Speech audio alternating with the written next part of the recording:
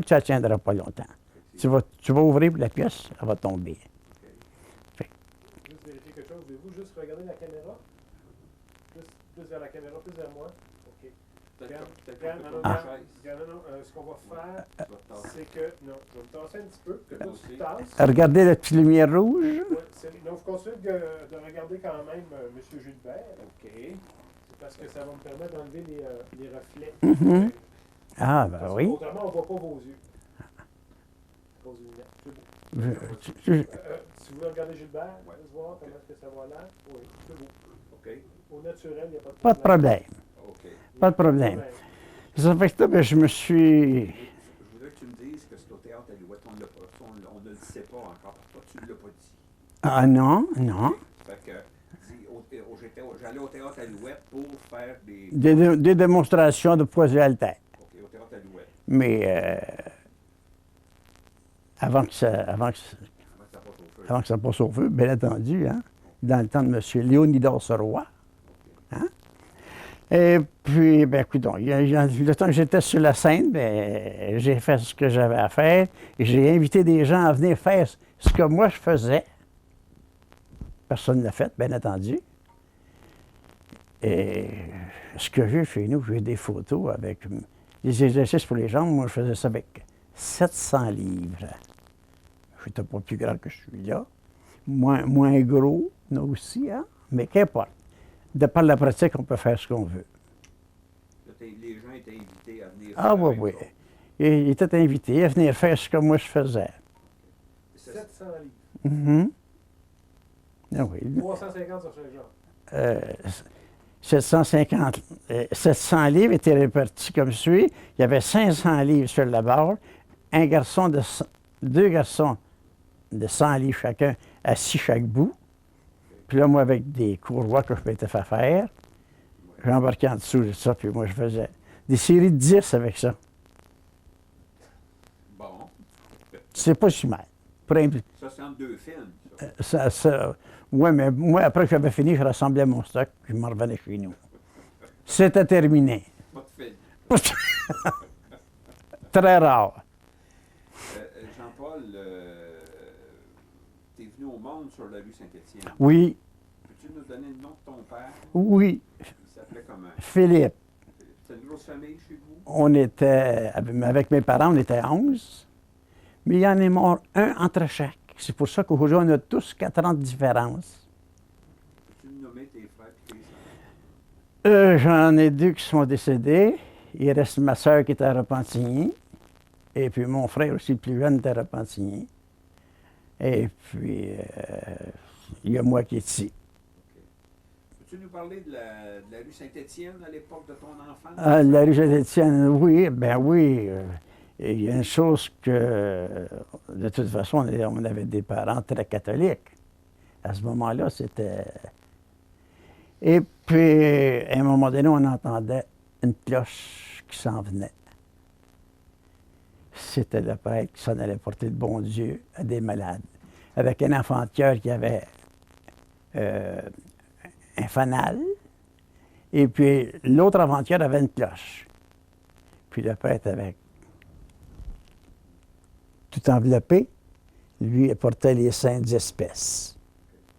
Et puis, la minute que ça, on entend, maman disait les enfants dehors, puis à genoux sur le trottoir. Fait qu'on s'en allait, on sortait de la maison à genoux sur le trottoir tant que le prêtre n'était pas passé. Okay. Quand il revenait, il n'y avait plus de problème, il n'y avait plus rien. Mais, alors c'était bon. Puis même dans ce temps-là, il y a eu les trottoirs en bois. Ça a eu Saint-Étienne? Ben oui. Okay. Parce que dans les livres de l'Assomption, il marque aussi, hein. Il y a eu Saint-Étienne. Il y en avait même qui avaient le droit d'avoir une clôture devant leur porte sur la rue. Mais ça n'a pas duré longtemps, je pense. Mais... Peux-tu nous nommer des gens qui demeuraient sur la rue Saint-Étienne dans le temps de ton enfance? Oh mon Dieu, c'est en face de nous autres. Il y avait M. Hilaire Langevin. M. Hilaire Langevin, le maire des Martels aujourd'hui. Hein. Et puis sur l'autre côté, il y avait M. Bourgeois. Notre voisin, tout de suite, à notre gauche, il y avait Henri Latulippe. Passé M. Latulippe, il y avait M. Georges Bellati, le père de Rémi, Rosaire. Ben oui. Hein? Je me rappelle encore de ces noms-là. Hein? Pas pire pour un vieux. Hein? Ton père, il travaillait pour le... L'avocat Faribault. Pour l'avocat Faribault. L'avocat Faribault, homme de cour. Qu'est-ce qu'il faisait comme travail? Tout ce qui se présente comme une petite réparation de rien, le jardin, c'était de l'entretien, quoi. Hein? C'est lui qui allait traire la vache quand il était l'heure de la traite, puis ainsi de suite. Il y avait beaucoup de poules là, pour ça.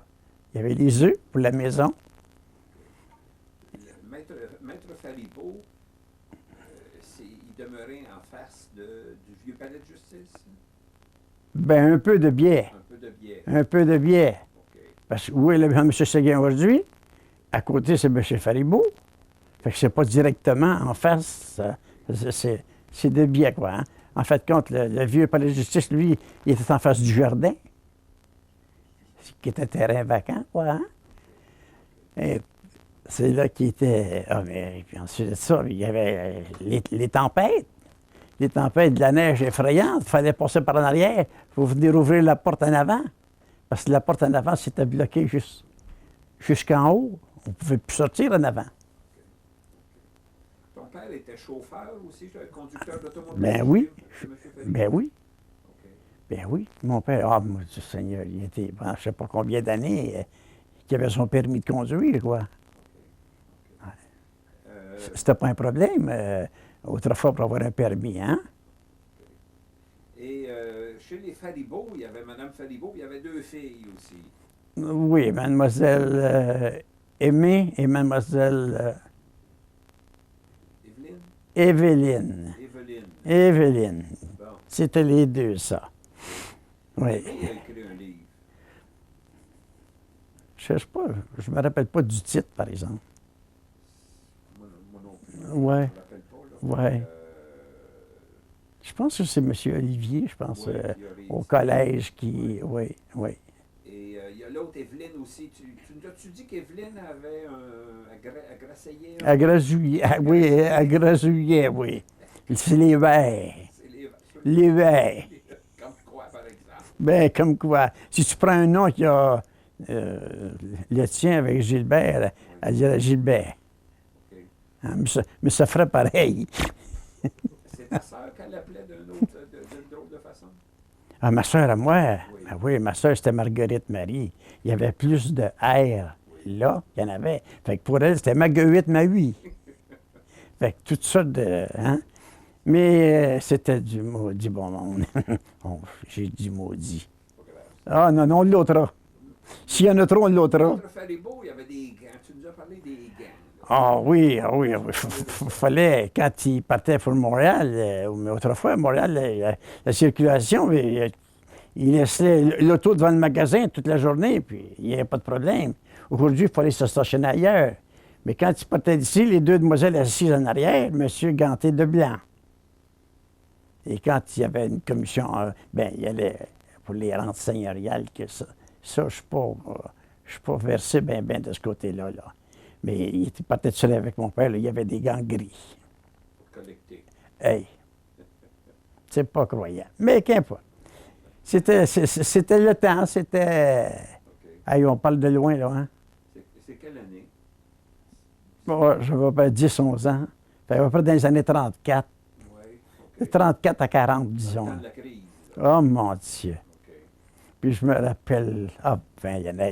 Ma mère me donnait 25 cents, puis dire, perds-les pas, si tu veux manger des biscuits à mélasse. Parce que si tu le perds, pas de mélasse, pas de biscuits. C'est tout. Et toutes sortes d'affaires de même, tu sais. À un moment donné, ça te revient, quoi. Ça te revient, puis tu te dis, ça se peut-tu qu'on ait traversé ça? Dans les années 30, y avait-tu des inondations? Ah, puis il y en avait à tous les ans. À tous les ans. Il y en avait à tous les ans. Parce que il n'était pas question de brise de glace nulle part, hein? Fait que les glaces, puis c'était épais. Et puis c'est pas croyable. Les gens qui avaient des vidanges allaient porter ça sur la glace l'hiver. Au printemps, tout partait.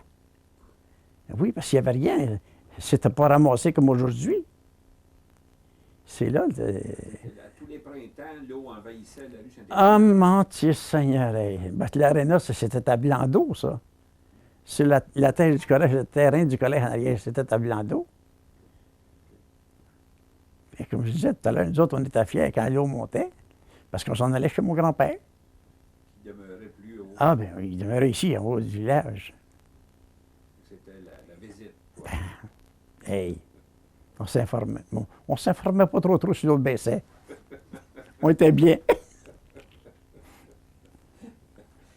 Comme travail, tu as travaillé à l'Assomption-Chou. Oui. Je suis entré là, moi, j'aimais aller à l'école.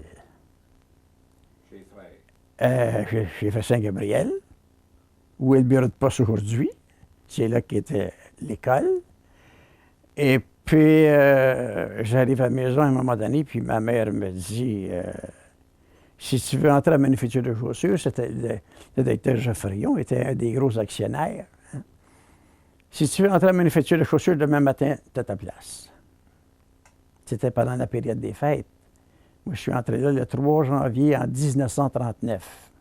C'était pas vieux, hein? Ça fait que, on entrait à 11 cents et demi de l'heure. Alors, c'était le gros salaire. Écoute, on n'avait jamais eu, hein? À peu près 6 mois après, j'ai eu une augmentation de 2 cents. Ah, là, j'avais de l'argent. Là, j'avais de l'argent. Parmi les professeurs, parmi les frères, À la chute, on va savoir qu'est-ce qu'il faisait exactement. Ah, je travaillais sur. J'étais comme.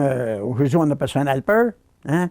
C'était un aide, quoi. J'étais avec un monsieur Latulippe, Émile Latulippe. Lui, il travaillait sur la talonneuse. Et puis, la plaquette que j'avais devant moi, il y avait de la place pour 5 trous. Donc, moi, c'était de mettre 5 clous. Il fallait la porter. Les clous tombaient dans un bloc. Lui, il faisait partir la machine. Les 5 clous entraient dans le talon de la chaussure. Puis on l'enlève, puis on en remet un autre. quelle sorte de chaussures qui se faisaient là? Bon, c'était pas de la chaussure. C'était pas une chaussure de qualité, mais ils en ont vendu, quoi. Hein? Moi, je suis parti de là. Moi, j'ai laissé ça, moi, 16 ans après, m'en aller sacristain. Y avait-tu beaucoup d'ouvriers à la chute? On a dit, quand ça marchait à plat, on a dû être un 90 à 100 personnes. Les gars, les femmes, c'était à 2 étages, 3 étages même. OK. Ça, c'était situé où à l'Assomption? Là? Oui, le stationnement du métro. En arrière, en haut, là. Hein? En arrière de chez Desmarais, là. Vous êtes en plein ça, oui. En arrière de chez Oui, Desmarais. oui. Hey, man, oui. Bâtisse. Il ne faudrait pas qu'elle parle de cette bâtisse-là. Parmi les ouvriers de l'époque, y a-tu des noms qui te reviennent de gens qui vivent encore? Oh, mon Dieu Seigneur. Je te dis qu'il y en a parti une méchante gang de ça, toi. Ah, mon Dieu Seigneur. Des Fortins, il y avait des Fortins. Ah oui, Roger, celui qui vient de partir, là. Lui, il est entré là en décembre 38. Roger Fortin. Oui. Il était très longtemps. Lui, il est même allé à l'autre qui ont bâti, là, pas loin de chez Marcellet, là. Les pièces, là. Mais moi, j'ai arrêté ça, moi, quand, à un moment donné, il m'avait offert l'emploi de sacristain. Moi, j'avais remplacé Georges Lamontagne. Et puis, là, j'ai été 4 ans là. Ah, moi, j'ai été effronté dans bien des jobs. Quand j'ai laissé cet emploi-là, je charvoyais du bois de l'Abitibi avec un 10 roues que je n'ai jamais conduit de ma vie. Il fallait être effronté, hein? Beaucoup. Comme sacristain, c'était quoi le travail, là, Jean-Paul? Creuser les fosses. À bras, dans le temps. C'était le job, ça? Oui, en hiver surtout. Le pic puis la pince, hein? 30 pouces de gelée, ça c'était normal, quoi, hein? C'est encore normal aujourd'hui. Mais ça prenait une journée quand ça a gelé, puis j'allais finir ma fosse le lendemain. C'était dur. C'était dur, mais à un moment donné, tu te rends compte que le travail ne fait pas mourir. Mais c'était une bonne job. À un moment donné, le vicaire avait dit que c'était un jeu d'enfant. Ah oui? J'ai dit, j'en ai justement un à creuser ce matin. Attends-moi, je vais t'aider. Quel vicaire? Bernard Desrochers. Il s'en vient, quand je l'ai vu rentrer avec son auto, oh ben, bateau. Là, je me suis dit, toi, tu vas picosser. Ça fait qu'il arrive, il dit, qu'est-ce que je prends? J'ai dit, le pic ou la pince, prenez ce que vous voudrez. Il a commencé avec le pic. Il l'a mis de côté, il a pris la pince.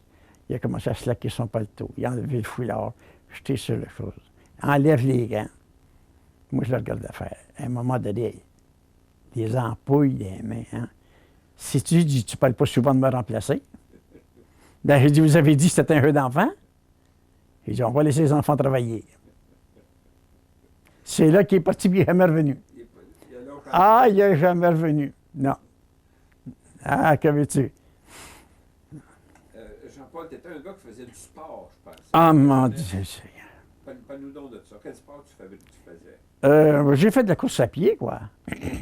J'ai joué au hockey, puis j'ai joué au baseball, et puis, ben, mon Dieu Seigneur, de la marche, ben ça. J'en fais encore, puis c'est le meilleur sport qu'il n'y a pas pour se tenir en santé.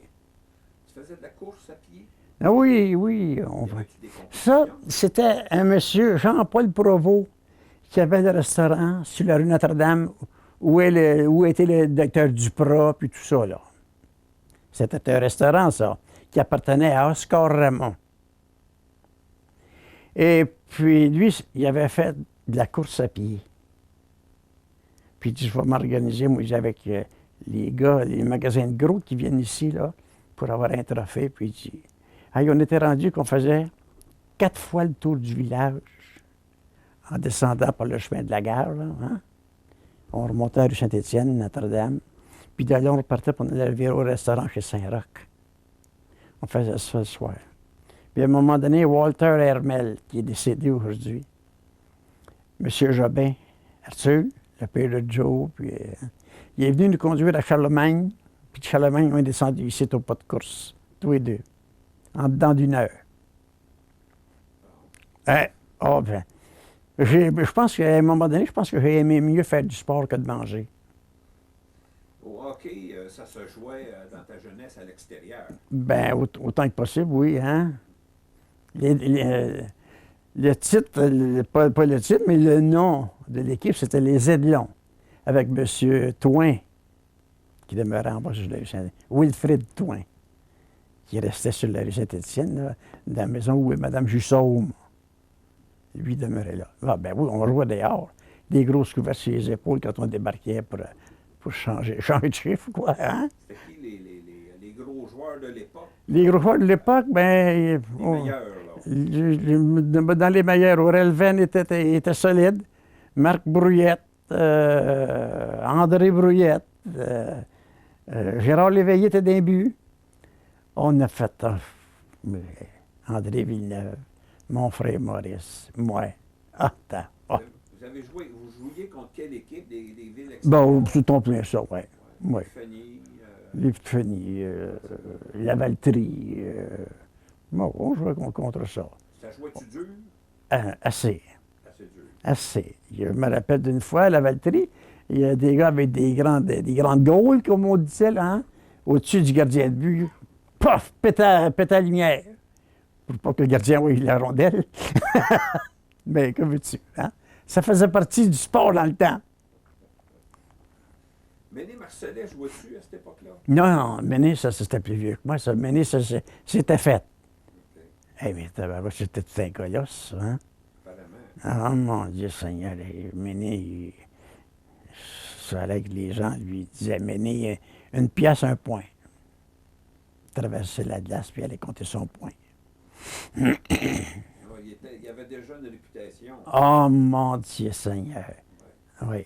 Je ne sais pas s'il te l'a dit à toi, mais apparemment il a déjà été invité à les pratiquer avec le Canadien. C'est possible. C'est possible. C'est possible. Et toi, tu l'as-tu vu patiner? Ben, il venait patiner avec nous autres le soir, mais je ne l'ai jamais vu jouer. Moi, jouer du hockey, je ne l'ai jamais vu jouer. Mais il venait patiner avec nous autres. Dans le temps, la patinoire était chez M. Martel. Et puis, c'est là qu'on allait. Puis il y avait du baseball aussi à l'Assomption? Oui, mais le baseball, ça s'est venu pas mal plus tard. Oui. Oui. Le baseball. Hey, il jouait en même temps que Roch Lassalle jouait à Graptree. Oui, ici, l'Assomption, on jouait avec Graptree, Sainte-Marie-Salomé, Joliette, l'Assomption. On était 4 équipes. Ah, j'ai bien aimé ça, Il y là avait aussi. une belle rivalité. Oui, oui, j'ai bien aimé ça. J'étais pas grand, mais assez grand pour jouer au troisième but. Oui. Le terrain de balle était où à ce moment-là? Ben, pour commencer, on était dans le cours du collège. OK. OK. Ben oui. On était dans le cours du collège jusqu'au moment où ils ont ouvert le parc Laurier. Là, on jouait là. Y avait-tu des parties contre les collégiens à votre époque? Euh, au hockey. Ou OK. Au hockey, puis ça n'a pas duré longtemps. Ça n'a pas duré longtemps. Peut-être, on a peut-être joué une fois ou deux avec eux autres. Je pense qu'ils ne voulaient pas, je pense, au cas où il y avait des élèves qui se feraient blesser, je pense. Je sais qu'il y avait une grosse rivalité entre le collège et la ville. Je pense que ça a pas mal toujours existé. Ça a toujours existé. Je pense que oui. Je pense que oui. Mais qu'importe. OK. Après ça, Jean-Paul, tu étais chauffeur d'autobus, tu as conduit des autobus? Ouais, oh mon Dieu, ça. Ça, c'était une belle job. Oui. Belle job parce que là, tu te rends compte que quand tu prends la route, c'est toi le boss. Le boss, il ne te dit plus où passer. C'est toi qui mènes. Ah oui. L'été, durant les vacances, j'étais avec des corps de margerette, bien entendu. On avait. Où il fallait aller les conduire, puis ainsi de suite. Oui, avec les corps de margerette. Dans l'Ontario, puis aux États-Unis, de bord de tous côtés, il était en demande, quoi, et puis on y allait. Alors, je me suis fait casser la tête bien souvent. Oui. Bien, il pratiquait les pièces dans l'autobus en s'en allant. Ah, oh, sacrifice! Oui, j'ai fait un voyage avec eux autres, avec les Sénoritas de Montréal-Nord. Eux autres, on est allés jouer, ils étaient en compétition. Il y avait un très bon corps de musiciens là-dedans. Ils étaient en compétition, on avait été joué à Sheffield. C'était 85 000 passés Buffalo des États-Unis. Et puis le lendemain, on a couché là, bien entendu. Puis le lendemain, on est revenu gros bras avec les filles, le cercle des fermières ici, là. Mademoiselle Payette, Blanche Payette. Et c'est belle caserne, puis tout là-bas. Ah, mon Dieu, ça y est. On faisait à travers du lac Champlain, parce qu'on revenait par Burlington. On a fait du voyage, on a fait du millage. J'ai bien aimé ça. Tu as connu beaucoup de mères à l'Assomption. De mères, là. Ben oui, écoute, moi, il me semble que c'est lui que j'ai connu le premier, moi, en vieillissant un peu, là. Je pense que c'était M. Parent, Monsieur Parent. le beurrier. Hein? M. Parent, ensuite de ça, il y a eu... oh mon Dieu Seigneur. Il y a eu M. Jacques. Il y a eu un M. Jacques aussi, le père de Léo Jacques, qui était maire. Ben oui, Gustave. Gustave, oui. Gustave. OK. Non, mais j'ai jamais été bien un gars pour m'occuper de ça, par exemple, tu sais. Ouais. Il y a eu un maire aussi, Bruno Forêt. Oui, oui, oui. Oui. Jean Labelle y était aussi. Jean Labelle, oui. Hein? Léo Jacques. OK. Ben oui. Tu es un homme qui a travaillé fort, qui a fait du sport. Tu t'es intéressé aussi à la musique et au chant. Surtout. Surtout. Surtout le chant. Surtout le chant. Hey, pour ça, je connais pas de note de musique, hein? Demande-moi-en pas, je t'en donnerai pas. Mais j'ai de l'oreille. Ça s'est fait drôlement. Hein? M. Gaboury s'était décidé d'arrêter, quoi. Et puis, Sylvia Jobin portait pour Edgar, dans le temps. Ils font faire une funéraille à la Valtrie. De la Valtrie, M. Roy, il dit, votre chorale est dissoute maintenant. Il dit, vous devez avoir des membres. Il dit, ténor ou des basses, n'importe quoi. Il dit, elle dit, si bien, oui, j'en connais un. Il dit, Jean-Paul Dupuis. Il dit, oui. Donne-moi donc son numéro de téléphone, si tu veux. Fait que, il dit, je ne sais pas par cœur, mais il dit, il est dans le livre, il dit, regarde ça. Fait qu'il m'appelle. Il dit, vous n'êtes pas obligé de rester. Venez voir ce que ça a l'air. Vous aimez ça, vous restez. Vous n'aimez pas ça, vous ne revenez pas. J'ai été 10 ans. Il y a une chose que j'ai... je ne veux pas me faire de gloire avec cette affaire-là, hein? Mais 2 fois, on allait à l'Oratoire Saint-Joseph à la période des fêtes. Et puis, 2 fois. Ben, avec le là-bas, j'étais pratiquement soliste. Pas dans toutes les pièces, mais quelques-unes. Bien aimé ça. Puis quand il a arrêté, ben, on chante des funérailles maintenant. Ton premier maître de chapelle, ça a été Gérard Gault. Moi, oui, mon Gérard. Mais dans le temps, c'était le grégorien. C'était le grégorien. Il n'était pas question d'aujourd'hui chanter en français. Hein? Puis les dimanches à 10 h, c'était la chorale avec Gérard. Seulement des hommes. Il n'y avait pas de femmes dans le temps avec nous autres. On était 30-35 avec Gérard. On ne peut pas dire qu'il y avait des fois tout cassé, Gérard, mais qu'importe. Il connaissait son affaire. Comme chef de chœur. Ben oui. Avec Mme Cormier, organiste. Hey, moi, j'ai connu M. Boucher, Gédéon. Hey, je me rappelle dans le cours de ces prénoms-là, toi. Le professeur au Hey, collège. oui. Puis il jouait de l'orgue à l'église. Bien certain. OK. Ben oui. C'est lui que Mme Cormier a remplacé. Oui, mais Mme Cormier, elle a dû suivre des cours, je ne sais pas où, là. Ah oui, c'est elle qui a pris la place avec ça. Il y avait la femme du docteur Archambault qui touchait l'orgue aussi, mais pas... je pense que c'était avec les dames de Sainte-Anne, ça. Mais pas plus que ça, là, hein. Mais Blanche Payette n'était pas dans le choral, elle n'a pas dirigé la chorale. Elle dirigeait. Elle dirigeait. Oui, elle dirigeait. OK. Ben, peut-être qu'elle a touché aussi. Ben, elle était musicienne aussi, Blanche. Ah oui, elle était musicienne aussi. Comme ça, Gérard Gault, comme maître de chapelle, il était correct. Ah, ben mon Dieu Seigneur, j'ai jamais eu de problème avec ça, moi. Est-ce qu'il arrivait à l'heure? Ah, il était toujours là. Toujours. Ah, Gérard, il était... Jamais en retard. Ben, à ma connaissance, non. OK. Mais c'est vrai que j'étais jeune. Peut-être qu'il achetait... Et quand j'ai entré à la chorale avec lui, j'ai dû avoir à peu près, mon Dieu Seigneur, peut-être 21 ans, 21, 22 ans. Ça veut dire que tu étais très actif à ce moment-là. Le job, Ah. le sport, la musique. J'étais pas souvent chez nous. J'étais pas souvent chez nous, non. Juste les filles. Ben ça, pas trop. Parce que quand t'es bien sportif, faut que tu négliges quelque chose. Dans les années 30, y avait-tu des belles filles à l'Assomption? Ben écoute, un peu, dans les années 30, j'avais 26 ans. Ça fait que... Dans les années 40 d'abord. Ah oui, on est mieux d'alimenter. Dans les années 40 d'abord. Les années 40, ben, j'étais rendu à 16 ans. À 16 ans, ben oui, écoute, tu commences à aller voir quelque chose dans le sport, puis tu jettes un coup d'œil dans les estrades, hein? Tu sais jamais ce qui va t'arriver. Parmi les belles filles de l'époque, Jean-Paul, as-tu des souvenirs? Non. Ah, tabarouette. Pas trop, parce que ça allait que j'étais guetté.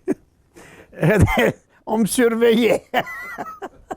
Mais tu sais, premièrement, t'es blond, hein? Tes cheveux ondulés, puis tu en as beaucoup. Ça fait que t'es regardé, hein? Et puis, ouais, ça va être beau tout à l'heure, ça. Ah bon, il y a une affaire. J'espère qu'il y a des bouts qui vont être coupés.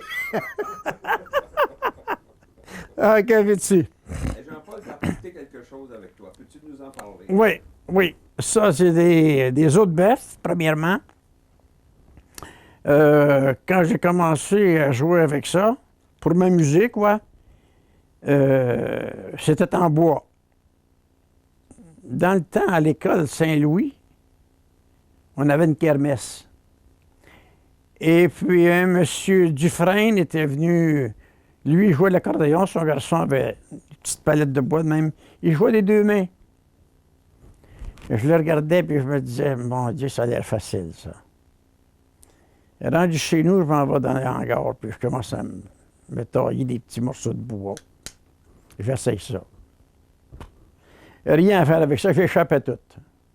Là, je me disais, comment il peut faire pour tenir ça lui-même, lui? Et ça jouait, mon ami. Laisse faire. Je m'en suis taillé, moi aussi, puis j'ai été patient. Puis je les ai gardés dans mes mains.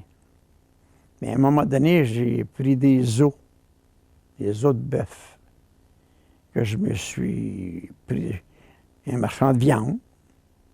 Je les ai organisés de longueur, de largeur, tout nettoyé bien comme il faut. Je les ai fait sécher, parce qu'il y avait du sang après encore. Hein? Et puis, on a commencé à jouer ça tranquillement. Je jouais les deux mains, comme je disais. Puis dans un déménagement, je n'ai perdu un. Fait au lieu d'en avoir deux dans chaque main, là, on avait trois. Fait que j'ai mis les trois, mais il n'y a rien de mieux que quand il y a de la musique, mais pas de musique. On ne peut pas faire grand-chose. Parce que on peut facilement accorder, hein? Quand il y a des messes canadiennes, on m'appelle, puis je vais jouer avec eux autres. J'ai été à l'Épiphanie, j'ai été à la Valtrie, j'ai été à la Noret. J'ai été, mon Dieu Seigneur, à Masquinongé. Ah, différentes églises comme ça. Tu t'es vu accompagner le chœur de chant au Théâtre Hector Charland? Oui. Avec Madame Vachon, c'est ça. Ben oui. Bon. Hey, ça, c'est l'affaire. Après que tu as joué une fois, là, je les ai pas repris, ça doit faire 2 ans que je n'ai pas joué avec ça. Ils ont quel âge, ces os-là? Ah! T'es vieux? Ils sont pas jeunes, mais ils sont plus jeunes que moi. Ils sont plus jeunes que moi. Ça peut être une quinzaine d'années, ça. Une quinzaine d'années. Parce que de mon âge, il n'y en a pas beaucoup. Ça a une belle sonorité, hein? Ben oui. En bois, c'était pas la même chose. Mais j'ai à la maison aussi, j'ai des cuillères en bois. J'en ai 2 sets qui n'ont pas la même résonance. Un est plus clair que l'autre. Mais j'aime mieux jouer avec des os que jouer avec des cuillères. Il y en a aussi qui prennent des cuillères à soupe avec une cuillère à thé, puis ils jouent entre les deux. Hein? Ben, moi, je ne joue pas avec ça. Dans les bons joueurs de musique à l'Assomption, dans les années 40, 30, 40, là, il peut y avoir des gens qui faisaient du violon, qui faisaient de l'accordéon. Je prenais la famille chez M. Ramon, là, en bas du village, Thérèse Ramon, Henri Lamarche, puis tout ça, là. Hein? La madame, dans son salon, elle avait son orgue, puis elle avait un piano. Elle avait un de ses frères, je pense, 1 ou 2 de ses frères. Son père, en tous les cas, jouait du violon. Il y avait ses frères. C'était une famille de musiciens. Il y avait un monsieur Bellemare aussi, qui jouait du violon, de la guitare. Il y avait Anatole Loyer, qui jouait de l'accordéon. As-tu connu ça, Anatole Loyer? Ça, c'était le frère de Benjamin, de Paul-Émile. Lui, il était marié avec une demoiselle Jolicoeur. Bien, c'était les musiciens qu'il y avait dans le temps, c'est dans la place. Hein? Puis ça se rassemblait quelquefois dans des familles. Hein? Et puis, ils s'amusaient, passaient une belle veillée. C'était les soirées de l'époque. Ben oui. Tu nous disais que le Miami puis le Bellevue, tu n'as jamais fréquenté. Ah, ça, c'était pas non. Premièrement, la boisson, j'ai jamais pris ça. On m'a rendu malade une fois. Ils m'ont corrigé à Pion. Fini. Oui. Parce que où on était, j'étais chez un des beaux-frères de mon frère, puis les verres étaient pas grands, c'était très doux. Mais c'était doux à prendre. Mais quand j'ai été pour me lever, ça ne se levait plus. Sa dame avait fait un rôti désossé. Et moi, j'appelais ça un rôti exaucé. Toutes sortes de niaiseries. Ma soeur, le lendemain, elle dit, on a ri. T'as fait des farces. Puis elle dit, c'est pas croyable tout ce que t'as dit. T'es bien fine de me dire ça. C'est fini. Ça, puis la cigarette, j'ai pas touché à ça. Ça te donne peut-être un petit coup de bain aussi sur les petites choses que je fais encore, hein? Probablement. Oui. Tu as quel âge, Jean-Paul, aujourd'hui? 79 et 6 mois. Un jeune homme, un jeune homme. Hey, 80 au mois de juillet. Tabarouette. Paul, tu demeurais à côté quand le fort a été construit? Ah ben oui. OK, Ben oui, ça fait au-dessus de 40 ans que je suis là. OK. Donc, tu as vu la construction? Ben oui, ben oui. OK. En 75, je pense. Hein? La tour qui était ici, La tour d'eau. la tour d'eau, Ah, la grosse tank, le réservoir, ben oui, hey. ça a pu partir en quelle année qu'ils ont mis ça à terre? Ça, sais-tu? Ça a été. Oh mon Dieu Seigneur. Quand? Attends un peu, là. Premièrement, il y avait des gros piliers en ciment. C'est quand le cimetière en avant ici a été. Que la fabrique a acheté cette partie-là là, pour le sortir. Il y avait un pilier là, un dans le champ, un autre en arrière. Il y en a un encore chez nous en arrière. Qui est encore là. Ça a 3 pieds carrés sur le dessus, mais ça descend tes peurs à 12 pieds.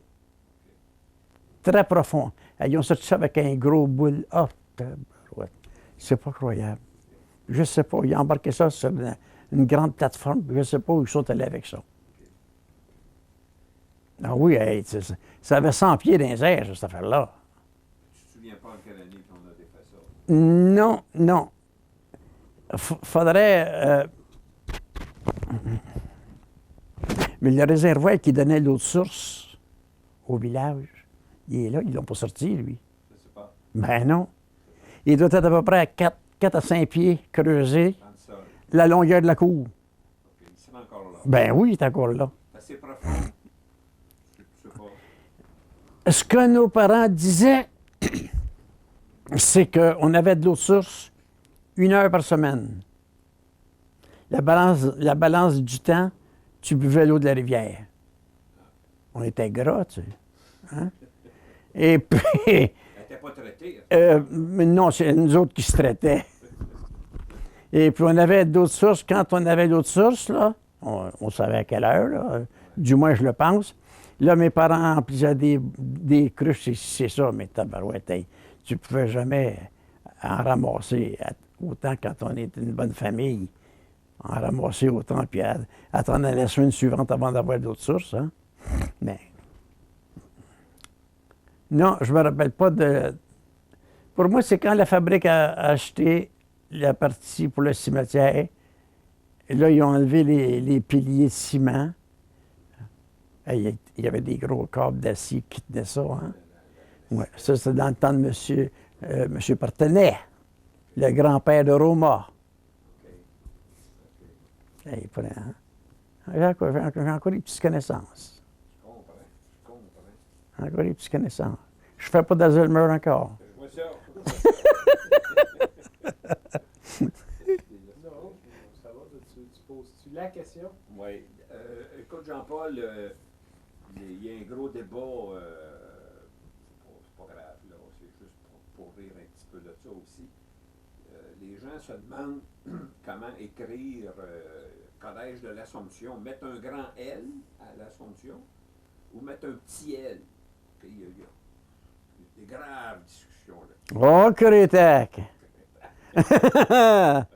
Un Crétac. Ben moi, je mettrais un grand L, moi. OK. D'après moi. Un petit, il ne sera peut-être pas assez visible pour que les gens vont peut-être dire Collège Assomption. Ils vont laisser faire le L. D'après moi, avec un beau grand L, il y a, je sais pas, Collège L'Assomption. C'est bon. OK. Y a-tu des affaires que tu voudrais nous parler qu'on a oubliées, Jean-Paul? On a fait le tour de En gros.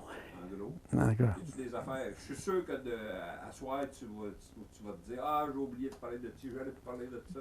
Oui, puis vois-tu, oui, mais entre-temps, des fois, il se produit quelque chose, puis tu dis, ouais, mais tu prends une petite note, puis je te l'offre écrit, ou... Mais là, sur place, là. Là, c'est pas mal, on a pas mal fait le tour, tu sais. Je dirais que, de toute façon, on va faire une espèce de petit party. Mm. On va remettre les cassettes aux gens, Mhm. intégrales, sans avoir coupé rien. Mhm. Parce qu'on ne servira pas de tout ça, mais on va Oui, oui, oui, oui. comme souvenir. Et Ouais. cette soirée-là, on veut que tout le monde soit ensemble, on va pouvoir compter des choses. Il y a peut-être des histoires qui vont sortir à ce moment-là qui vont être intéressantes. On va les noter.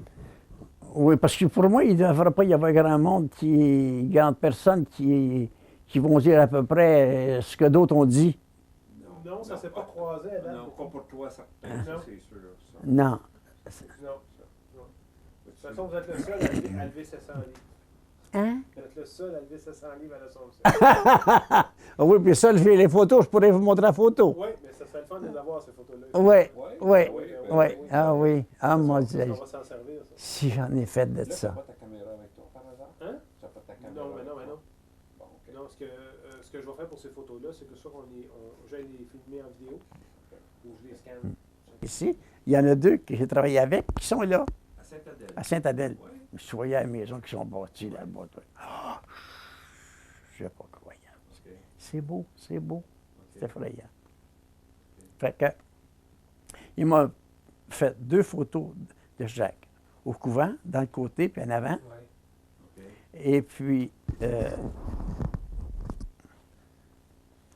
Et puis l'autre maison, en avant, puis en arrière. Puis quand il va faire beau, si on n'a pas de tempête, je vais aller faire un tour du côté de... J'arrête au Cap de la Madeleine en passant. OK. On mange là. Ensuite de ça, je continue à Saint-Marc. OK. Puis je vais aller lui dire, elle va être contente, effrayant. OK. Tu as travaillé pour les sœurs. Ben oui, Bon. les sœurs. Le- Un petit 14 ans. Un petit 14 ans. Un petit 14 ans. Un petit 14 ans par-ci, un petit 14 ans par-là, ça finit par... J'ai fini par travailler 50 ans dans ma vie. J'ai commencé à 14 ans, puis à 64, je débarquais. OK. OK. Eux m'avaient engagé en partie parce que je conduisais. OK. Il y avait besoin d'un chauffeur. Ben, c'est que la religieuse qui conduisait prenait de l'âge et puis était nerveuse un peu sur la route. Hein? OK. Ça fait que, ben, la maison mère, dans le temps, c'était au coin du Forum, Oui. Ah oui. hein? Oui. Sherbrooke, Atwater, dans ces Oui. coins-là. Hein? C'est ça. Et puis, moi, j'étais là. Les prises de sang, ça se prenait pas à l'hôpital. L'hôpital de Repentier, c'était commencé, mais eux autres, il fallait aller à la maison mère. La maison. Il fallait être là à 6 heures le matin, Il fallait partir de bonne heure. très à bonne heure. Bon. Il fallait faire attention à son vocabulaire, par exemple, dans le couvent, Jean-Paul. Oui et non. Oui et non. Oui et non. Je me rappelle qu'entre autres, j'étais en train de peinturer. Et puis, je m'avance, je vois venir une vieille sœur, les sœurs Perrault, de l'autre bord du pont, les parents de Bernard, puis tout ça. Là, hein? Je m'avance, puis je vois la sœur qui s'en vient, tranquillement. Wouh! Mes sœurs ont dit, fermez les portes, on est chien dans la maison.